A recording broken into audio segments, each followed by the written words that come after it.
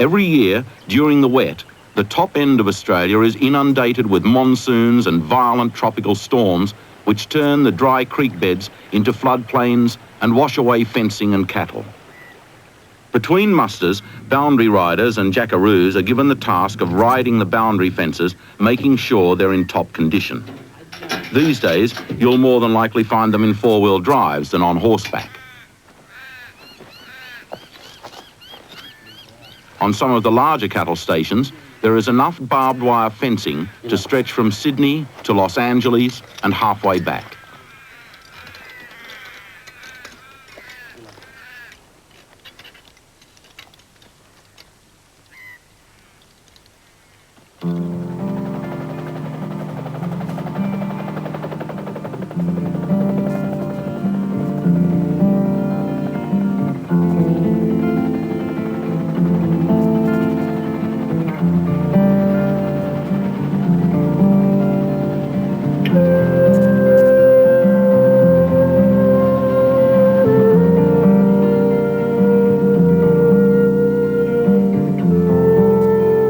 The appeal of the Outback that has lured young men from the cities has always been the promise of the outdoors life on the dusty plains and sleeping under the stars.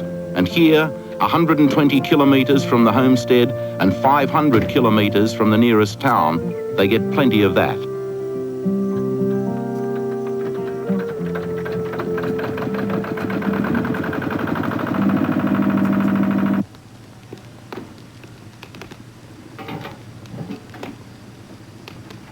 Keeping 15 men satisfied with a variety of meals is a tough job, particularly if the cook has to work with the cattle as well. Everything gets cooked the same way, boiled in drums or grilled over an open fire. They reckon being the cook has got to be the hardest job in camp. Maybe that's a throwback from times long past when a droving crew would be on the road for maybe a year at a time. Taking it out on the cook seemed to be the pastime.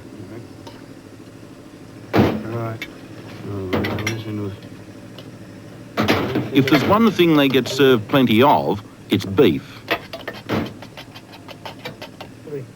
That aside, there's been no complaints about the food after today's muster. Most of these men have pushed themselves and their horses to the point of exhaustion.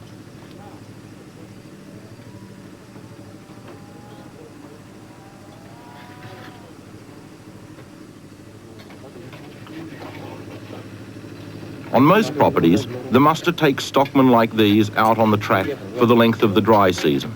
So for 8 months of the year, this is home.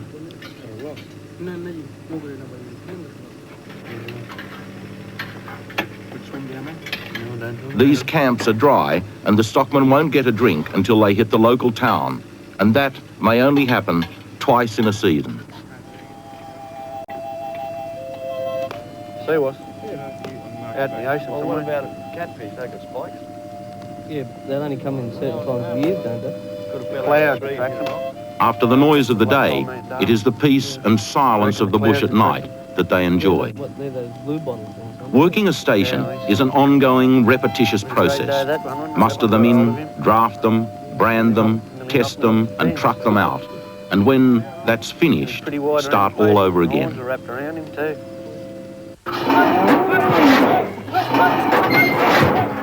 Of the 4,500 head mustered into the yards, 300 have been separated for branding and tagging. Out here, it has always been necessary to stake a permanent claim on your herd, particularly in the times when there were no fences and cattle were free to roam wild.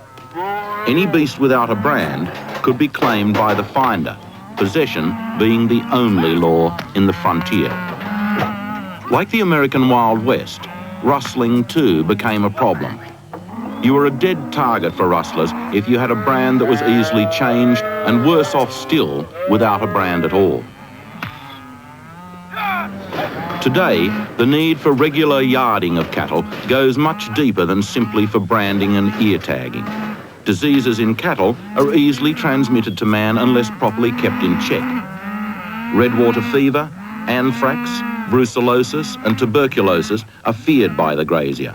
For these are diseases which can see his herd condemned and his station quarantined. Their greatest fear is TB. During a muster, every head has to be tested under proper supervision. The cattle are injected with a solution to which infected cattle will react within 3 days.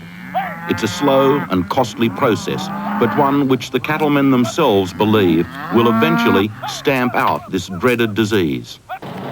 Having received a clean bill of health on the herd, the shipment of cattle to the market can begin. As recently as 20 years ago, these cattle would have had to walk more than 1,500 kilometres to the central Queensland railhead over Nat Buchanan's original stock route.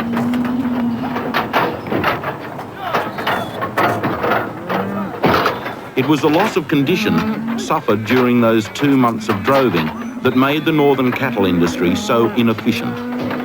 The death rate was high amongst the cattle as they dropped through exhaustion. Those that did survive the drove were so out of condition that they had to be refattened to be worth anything at the market.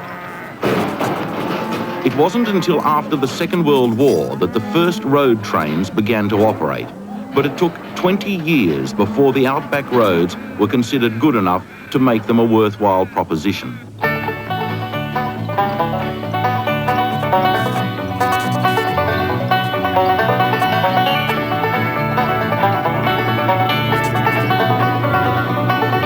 These massive trucks haul 3 trailers behind a prime mover, often with its own cattle car.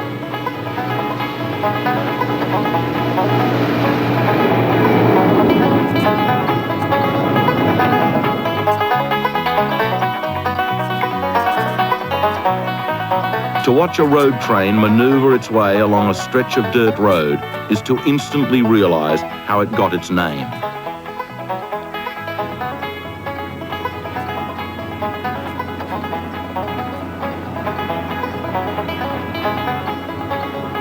As those sitting on tracks, the carriages rock about as they grind their way through the Outback bull dust.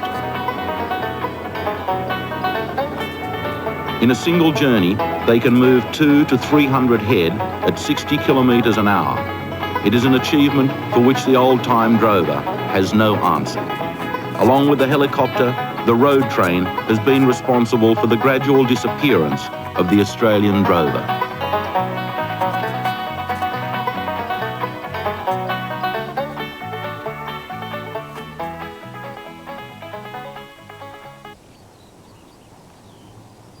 Although heli mustering has proven to be the most efficient way to muster cattle, it still leaves behind some of the more determined and valuable scrub bulls.